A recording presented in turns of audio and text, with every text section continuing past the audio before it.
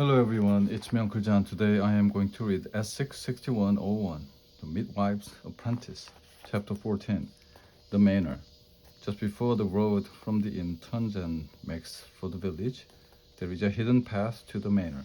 The visitors use the main manor road, crossing through the gatehouse and past the apple trees and the stable. Some of the villagers know about the path, but few use it, for it passes too close to the dark woods. Alice, in her comings and goings through the village, had come upon the path, although she had never before had need to follow it all the way up to the manor until one afternoon, when golden yellow blossoms first appeared on the laburnum trees and the Gertle, the cow, gave birth to her first calf, a sweet and sticky thing Alice thought to call Rosebud, for she was as red as the hedge roses near the village church. As she watched the Gertle nuzzle and suckle Rosebud and tuck her against her warm body to give the calf her warmth, Alice was filled with a sudden longing to go to the boy Edward at the manor and see for herself that he was there, the fat and dry and content, though mayhap he was unhappy and longing for her, and she would bring him back to the inn and take care of him as Gottle did Rosebud. For days she thought about this, and the more she thought, the righter it seemed.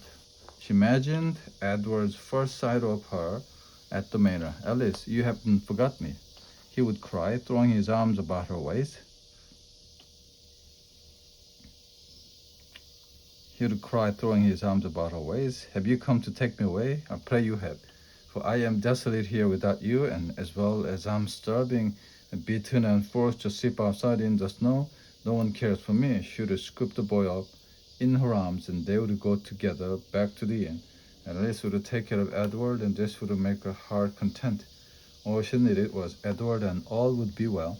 She was certain of it. So one day, when Janet had gone to the market fair at Edinwick to buy a copper pot, a young pig, and a bit of lace for her Bess the cuddle, and no guest but the magistrates clustered the table, Alice put the cat in the stable so that he wouldn't follow her, and the sun, warming her wintry spirit, climbed to the manor on its gray green hill. Passing the village field, she saw Roger Mustard and Thomas the stutterer swinging their weed hooks, and felt the familiar feelings in her chest and her throat, but turned her eyes away so she wouldn't have to think about what she had lost. The manor was bustling in the sunshine. She went first to the barn, where the men were sharpening hoes and sickles in preparation for the summer hay cutting. "The boy Edward?" she asked the tall, red-nosed man, small boy who arrived after harvest to help with the threshing. "Is he still here?" The man turned and looked at Alice. "Forget this, Edward," called out. "My name is Maid, and I'm 6 times the man he is. Climb up here on this hay bale and give me a warm, sticky kiss." "My hair may be frizzled, but my wits are not," Alice responded. "Save your sticky kisses for your wife or your cow." Alice left the barn and went next to the smithy, where the manor blacksmith and his apprentices were hammering lumps of iron into shoes for horses. "The boy Edward?" she asked again. Her answer was rude remarks. Laughter and kissing sound from men too ill-tempered or too busy, or too tired to care about the questions of a strange girl. "The boy Edward?" Alice asked the kitchen maid. "Is skinning a pig in the manor yard, the laundress boiling great kettles of goose, fat for soap, the carpenters fashioning a coffin for old Ned, who had died that morning." None answered. "Corpus bones," said Alice. "I might as well be asking the fence." Finally, she found her way to the shed that served as the manor kitchen, and there found the cook, who, judging from the words pouring forth from her mouth, with none to listen, would be reluctant to talk to Alice. "Please, ma'am," said Alice, who had learned that ma'am and sir served her well, even with cooks. and stable voice. When asking favors, please, ma'am. The boy Edward, who came after harvest to help with the threshing, is he still here? Have you seen uh, aught of him? Ah, the lamb, the cook cooed, to waving her ladle at Alice. The little lamb, he be here, but too small he is to be swinging that great heavy flail about or wrestling with the oxen and plows and taunting of the men. So I try to watch over him, the wee duckling, and find him simple task to do. Suited for a small boy, the cook sat down, her face red from the heat, in motion and the boiling, and sewing going on about her, took off one great leather shoe and used it to fan her face. She peered closely at surely then you be the sister he talks about, for you look just like him and could pass for twin. The cook muttered and crossed herself. You not be twin? She asked Alice, peering closer. I cannot abide twins. No, ma'am. We've been not even brother and sister. I never say that, sweet pudding, for you are as alike as two peas. Just so you're not twins. No, ma'am, not twins, answered Alice again, wondering why twin cows such as Bald Red and the Bill Frith should be such a joy and a boon, while twin babies were ill-starred and unlucky. Well then, my little turnip, go find your brother in the hen house behind the barn, where I sent him to gather eggs for a parsley omelette, and bring yourselves back here for a dinner of bread and bacon. The cook wiped a wet red face on her skirt, picked a struggling fly from the great pot of soup she was stirring, began a new conversation with herself, for she found such talk interesting and hardly ever disagreed with what was said. Chapter 15, Edward. The manor was growing quiet, preparing for evening and supper and bed. At least past men coming back from the field, with hooks and hoes and rakes on their tired shoulder, dairy maids washing out the churn, stopping every now and then to lick the sweet bitter off the fingers, the shepherds bringing in the sheep for tomorrow's washing and shearing, the music of the pipes rising to the wide blue sky and disappearing into the silence around the barn. In the hen house, she found Edward, egg basket still empty, kneeling before the chicken. So then he said to the largest and most bad-tempered, "You be the king, and you," he pointed to a small hen with speckled feathers, "be the queen, for you look motherly and kind. The rest of us will be knights, and we will pretend we're about to have a great battle with the Scots, but we don't mind, for we are sure to be victorious." At that Edward looked up and saw Alice watching him. "Alice!" he cried, leaping to his feet, the better to throw his arms about her. "Alice, you haven't forgot me." Alice remembered the imaginings. As the boy hugged her, and she smiled, "It would be well. Come, Alice. You can be a knight too. We will march north to the Sibyl. Edward, I sent you here to walk so you'd have food and warmth and a place to belong. And instead you're playing knight with the chicken. What be you thinking?" She tweaked Edward's nose and pulled a speckled feather from his hair. "Come, I'll help you find enough eggs to satisfy the cook, and then we will talk together. Alice, what you be doing at the manor? I came to see how you be, and good things I did, for it seems you have not the wits of an old. Your sister indeed. What are these lies you have been telling the cook?" "Not really lies, Alice. I just wanted a sister. For all cooks, other children have brothers and sisters. Have you come to take me away?" Before Alice could reassure him that she was there to rescue him and all would be well, he continued, "You haven't, have you, Alice? For I am sure so content here and mostly have enough to eat. And when cook is cross with me, I sleep with the chickens and pretend no one chases me away, and even Lord enough knows my name." So Alice learned about the sometimes mighty distance between what imagines and what is. She wouldn't be bringing Edward back with her to make a heart content, but she knew she hadn't failed him. She breathed a heavy sigh of sadness, disappointment, and relief. It felt so good that she did it again and again until her sighs turned to sobs. She cried her first crying right there in the hen house with Edward, arming the chickens for battle. Edward patted her shoulder and hand and comforted her as well as a small boy could, cheered her by wiggling his rude front teeth. On the way back to the kitchen, Edward began a campaign to convince Alice to stay the night, and she agreed, though she knew Janet would scold her for her absence, but she was not ready yet to completely abandon Edward and her rose imaginings.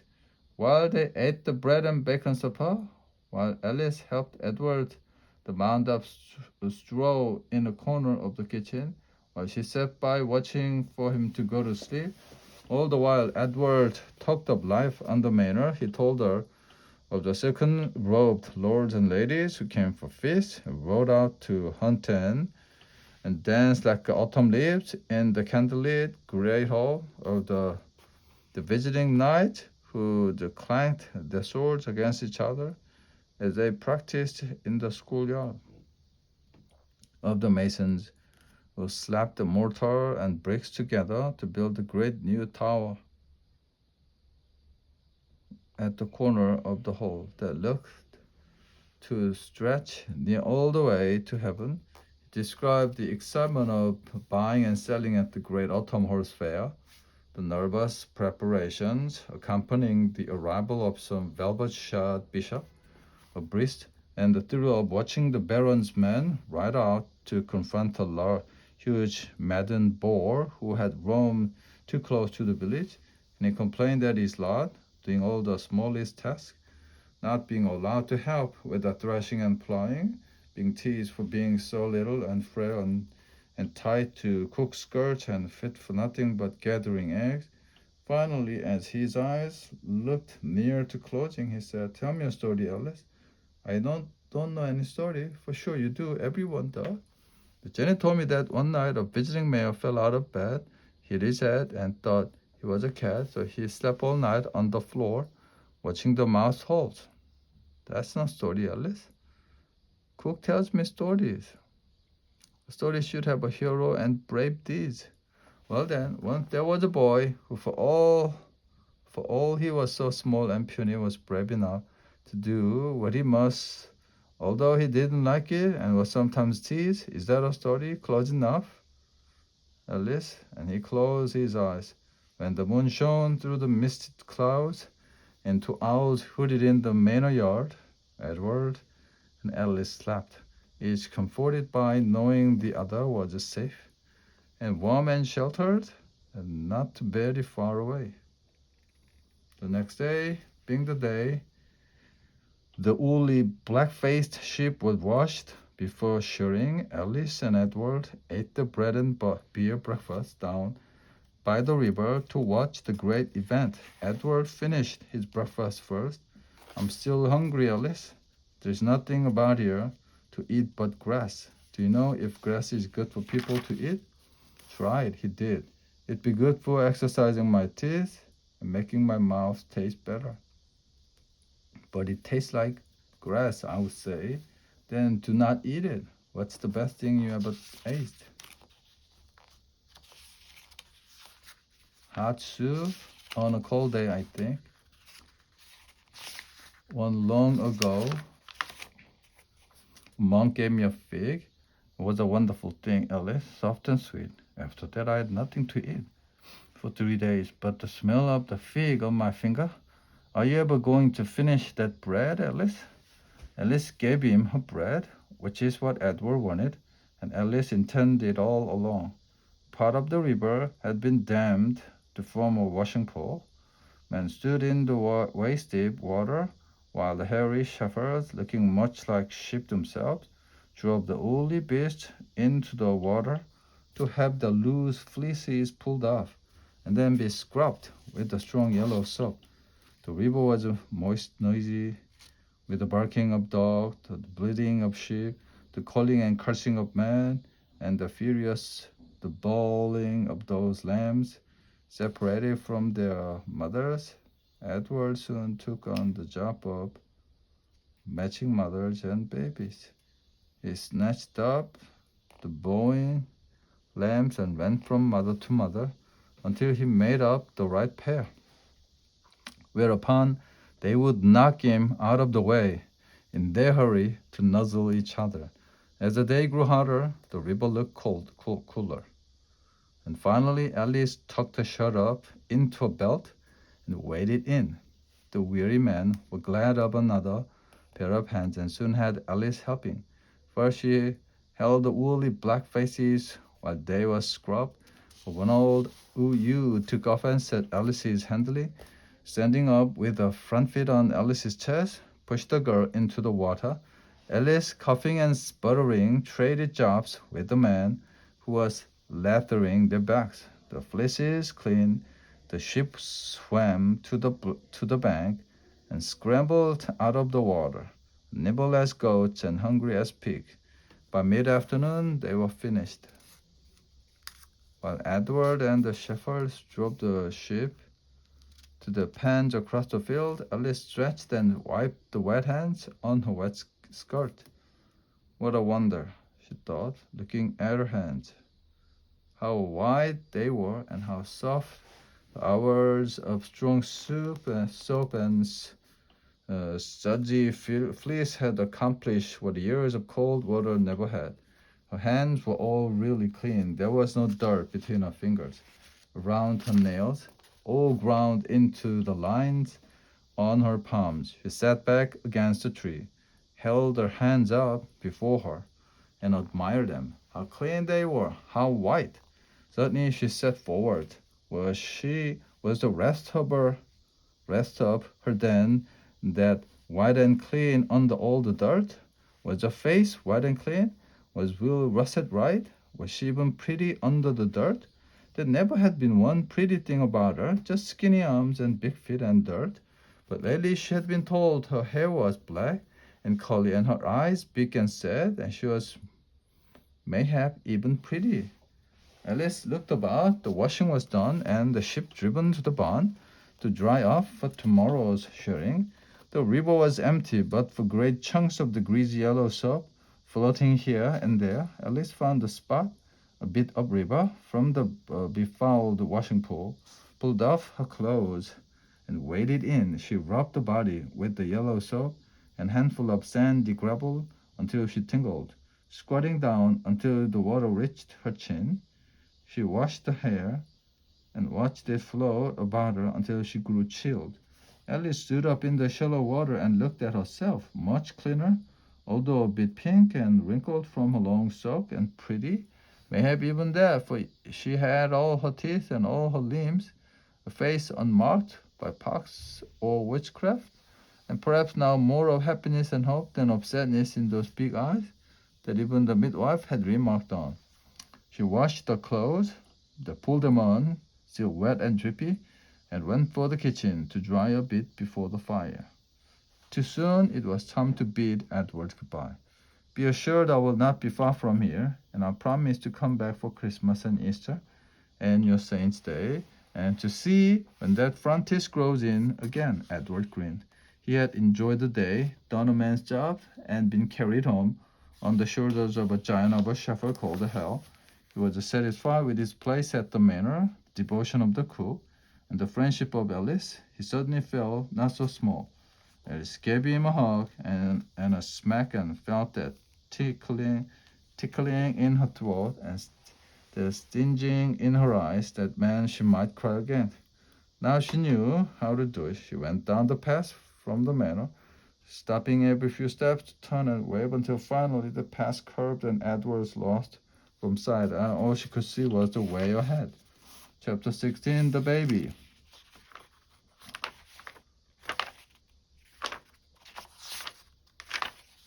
One warm evening came a stillness, as if the whole world were holding its breath. Thunderstorm, thought Alice, as she hurried to fasten the wooden shutters over the windows before the skies opened. Just then a party of riders rode into the inn.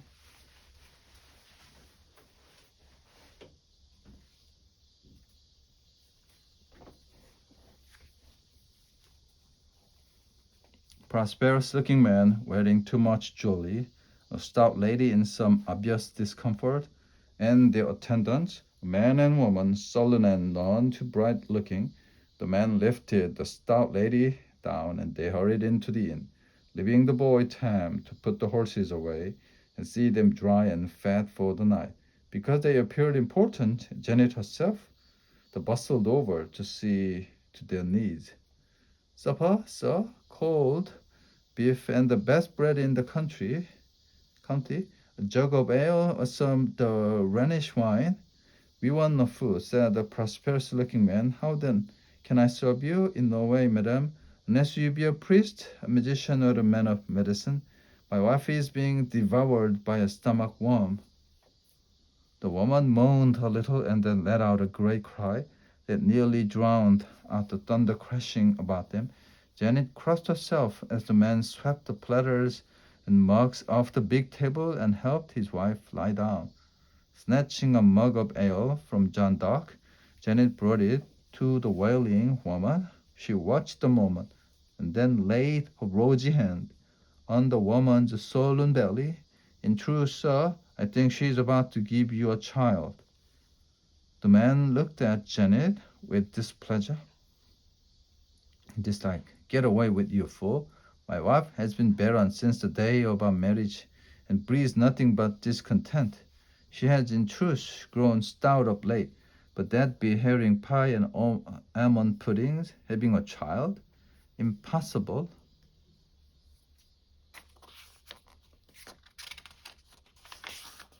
Janet watched a few moments more. Not only possible, sir, but soon the entire company looked then at the woman on the table who was struggling to sit up and was pushing so hard her red face looked near to bursting. Impossible, said the man again, a little less confidently this time. What should be done?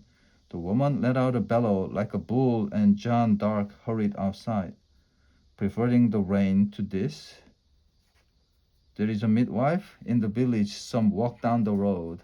I will point your man the way, said Janet. So for the time the inn resounded with the rumble of the thunder, the cries of the laboring mother, and the useless clucking of the woman's husband. Finally, the man's servant reappeared, as wet as water could make him. I found the midwife's cottage where you told me, he said. The midwife was not there, and no fire is lit, and it looks like some other child is making his way into the world tonight with the midwife to assist him.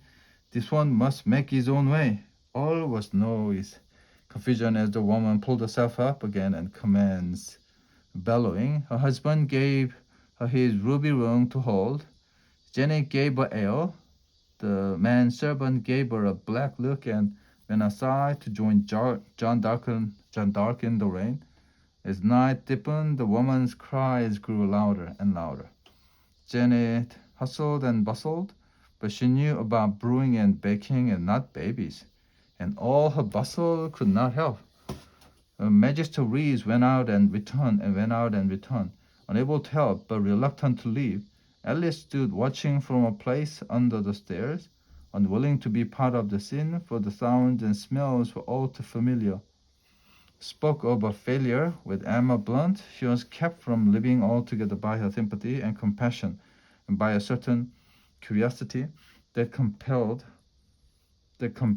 her to know what was happening and to what end and what might be done to finish or hasten or ease. As the wails of the companions grew near, as loud as those of the mother, Janet threw them all outside. The woman attendant, who shrieked more than she attended, the wailing husband, and Magister Rees, who then stood at the shuttered window, frantically pacing through the great work, looking for something to help. Every now and then, calling, Janet, you must find the bulb of a white lily of virgin's hair and eggs. An eagle stone, who has an eagle stone? Finally, Janet covered the mourning woman with her cloak and whispering, I can do no more. This baby will not come. Slipped from the room.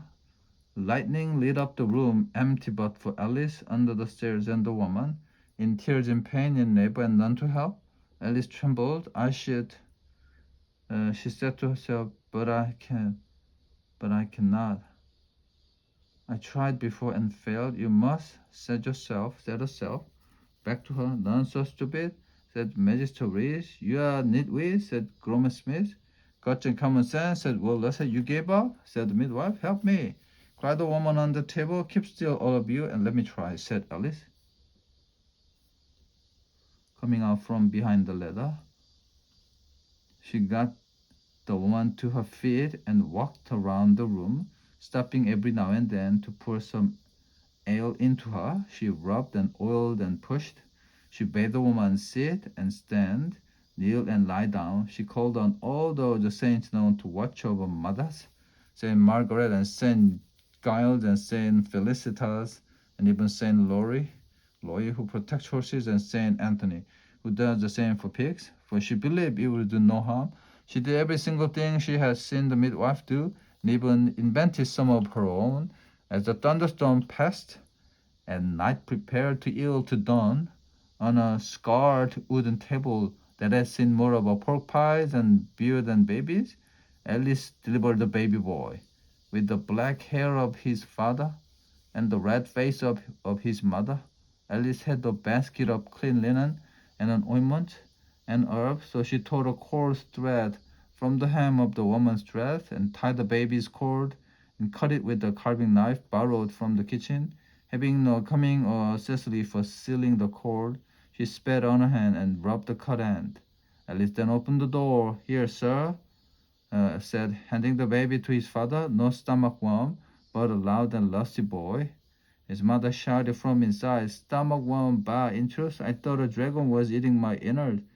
Give the lad to me, I will teach him to give such trouble and pain to his mother.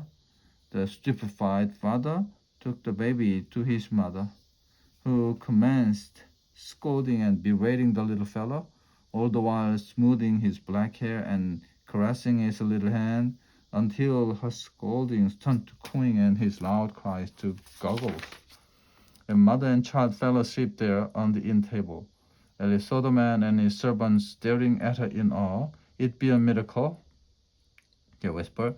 We have seen barren woman give birth, stomach worm transformed to innocent baby, dragon defeated by a girl who appeared from nowhere.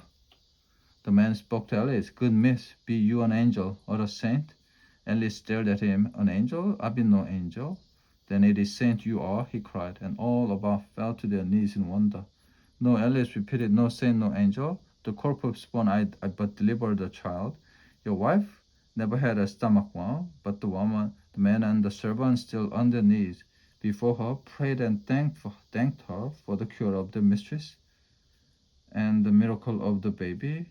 And while she was at it, the female servant asked for a warm cloak for winter, and that the word should fall off her chin. Alice pushed past them and stepped out into the warm night.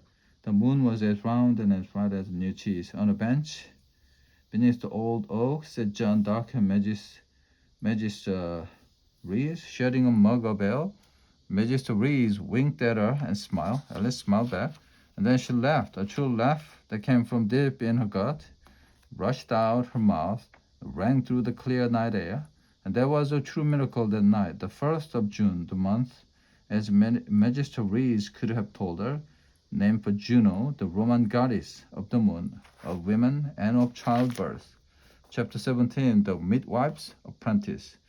June, the burst into bloom, daisies, the larkspur, meadow sweet and thyme, foxglove, and then thimbleberry, purple thistle flowers, and yellow holes of blooming fennel.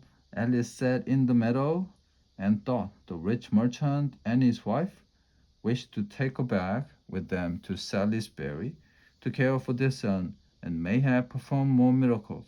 He spoke temptingly of new shoes and a shrine.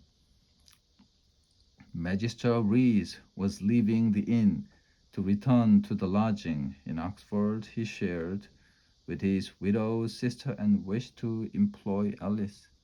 My sister grows older and needs more care than I give her, and I think mayhap Oxford would please you.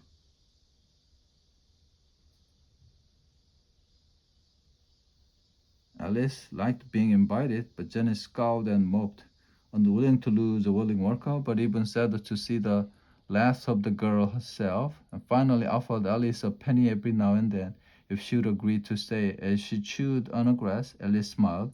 From someone who had no place in the world, she had suddenly become someone with a surfeit of places. She closed her eyes and continued to chew. What to do? What do I want? She asked herself in the manner she had learned from Magister Reese, who thought it fitting for even an in-girl to want. In her mind, she saw Magister Reese's spotty face and kind eye, heard Janet's merry voices, and smelled the rich perfumed robes of the merchant from Salisbury. She felt against the vigorous squirming, wonderful aliveness of the merchant's son as he wriggled into her hands.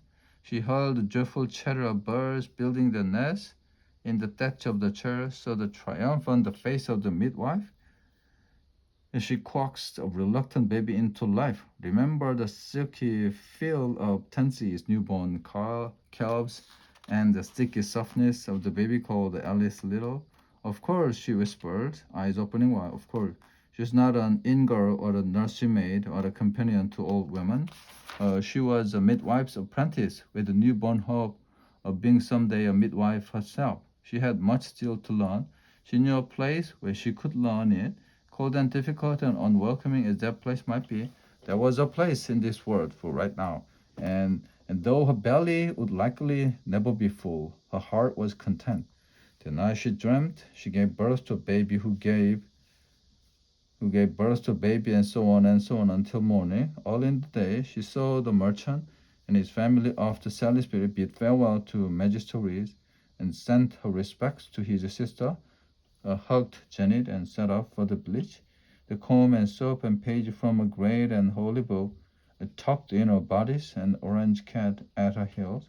Not too long after this, the inn, which had been known simply as John Dark's place, came to be called the Cat and Cheese, the marked by a great hanging sign of an orange cat with a morsel of cheese in his paw. Within a few years, no one remembered why, but so it is called to this day. As she swung along the village road, Alice, with good feeling, tumbling about inside her, hummed and the trout and then sang, as loud and clear as a swan. Some of the words were without meaning, others just sounded right, but some words came from deep inside her and told how she felt about life and hope and the road ahead. Come summer, come flower, come sun, sang Alice. Purr, sang the cat. Alice knocked at the midwife's door, surprised at how the French roses had grown since last she was there. Jane, I'm back, she said to the frowning midwife. I'll be a fine midwife's apprentice now.